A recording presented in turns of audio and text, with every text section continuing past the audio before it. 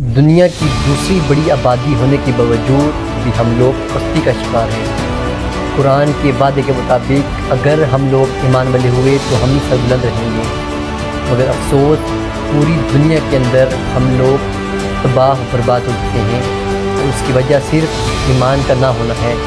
आज अगर उम्मत मुस्लिमा अपनी कोई भी मीरास को वापस से अपना ले तो हम लोग दुनिया पर हुक्मरानी करेंगे।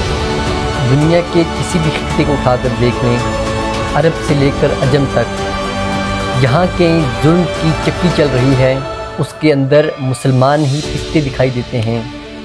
कुरान कहता है वला तहीनु वला तहज़नु व अंतुमुल अलौना इन कुंतुम मोमिनीन। दिल शिकस्ता ना हो, गम ना करो, तुम ही गालिब रहोगे अगर ईमान वाले हुए।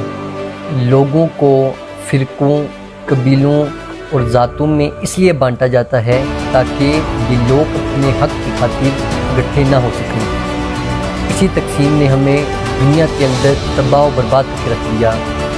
इकबाल ने क्या खूबसूरत नक्शा खींचा।